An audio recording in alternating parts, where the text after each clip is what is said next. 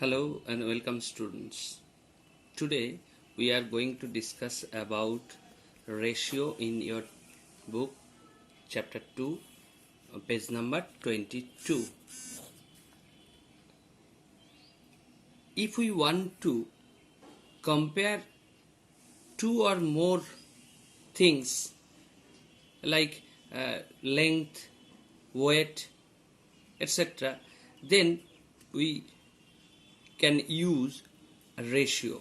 For example, the ratio of the height of two students is, one student's height is 50 semi and another student's height is 40 semi. Then we can easily compare the ratio of the two students by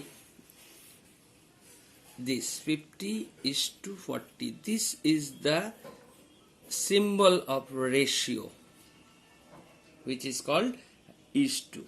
Okay, the first term of the ratio is called antecedent, and the next term is called consequent. Okay, so the ratio of height of the ratio of two students is 50 is to 40. We can write it as 50 by 40, and after calculating or converting it as simplest form, we can write it as 5 by 4. So the ratio can be written as 5 is to 4. This is the ratio in simplest form.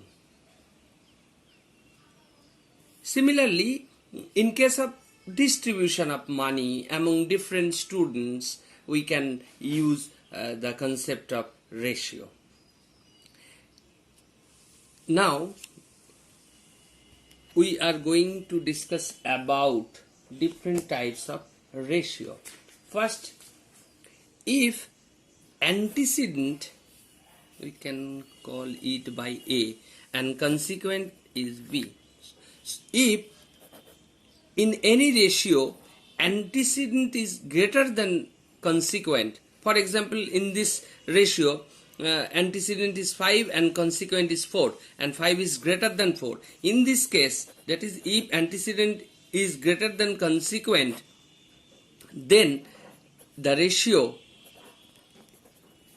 is to be is called ratio of greater inequality.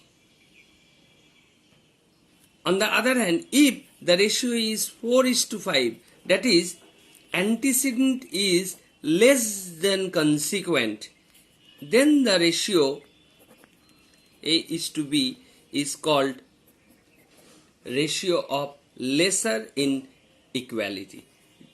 If antecedent is greater than consequent, then the ratio is called ratio of greater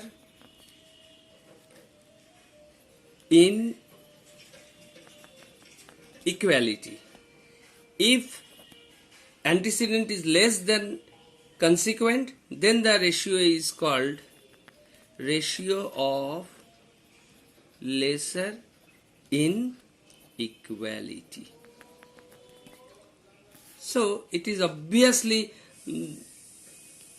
a question may arise in your mind that what will happen if antecedents becomes equal to the consequent, that is, A equals to B, for example 2 is to 2 or 3 is to 3.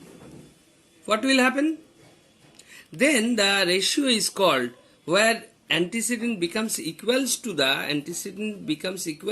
consequent, then the ratio is called ratio of equality. So we get three type of ratio. First one is ratio of greater inequality, where antecedent is greater than consequent. Second, we get ratio of lesser inequality, where antecedent is less than consequent, and the third is ratio of equality, where both antecedent and consequent becomes equal. One point must be remembered in case of ratio analysis, that is, the units of antecedents and units of consequence must be same. That is, if weight of a student is 50 kg and weight of another student is for example 40 kg 500 gram, then to make it in a ratio we have to convert both in a same unit. That is, 50 kg means 50 into 1000 gram, and 40 kg 500 gram means 40 into 1000 plus. So both are now in a same unit, so we can easily make it in a ratio, that is 50 is to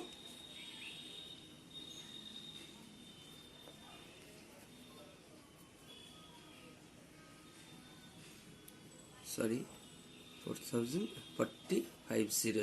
This will be the ratio, and we can now make it in a simplest form.